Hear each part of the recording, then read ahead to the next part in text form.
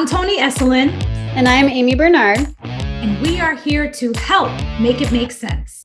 This is the podcast that takes complicated science and breaks it down into easy to understand language.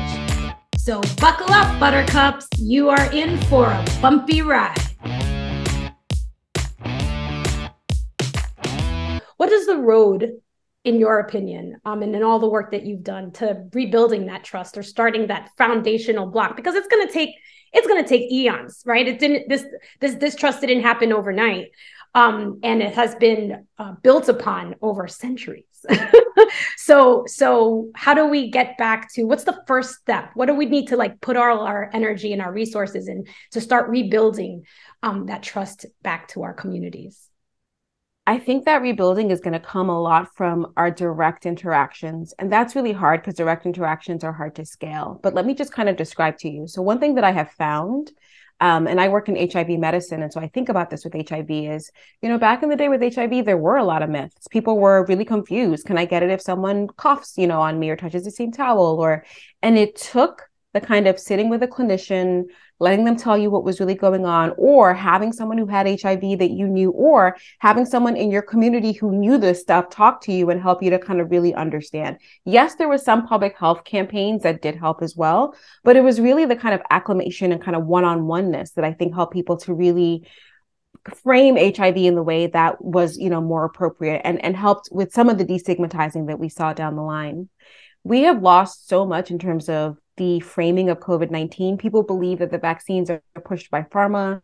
People believe, just the misinformation that's been going on. And I think that what will really, really help is, again, returning to kind of those first principles of the conversations that you're having with people that you respect to be able to really debunk some of the things that you're hearing.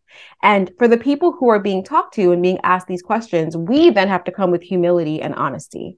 So one thing that I've been doing a lot of is admitting that our framing of the vaccines when they first came out were not what we ended up seeing. So we really thought, with these 2 vaccines and 3 boosters, we could be in a position where we could really at least not have the community spread quite as much as we saw it. And so when people would say to me, well, why is it that, even if I'm vaccinated, all the vaccinated folks are still getting COVID?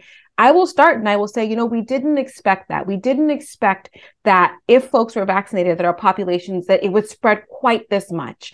And yet it did, because of the fact that not everyone got vaccinated and there's mutations. And just that small acknowledgement, I think, lets people feel like they are seen and lets them feel as though their questions that they've had aren't just meant to be disregarded, right? I don't need to go through all the science of how actually there were pockets of people who were saying from the beginning that these vaccines might not work in the coverage that, but I start from this place of let's just acknowledge that something wasn't as we kind of all said in the beginning. Because our message, I don't know if you guys remember, with the vaccines, it was this is the savior. Let's go 100% vaccine mandates.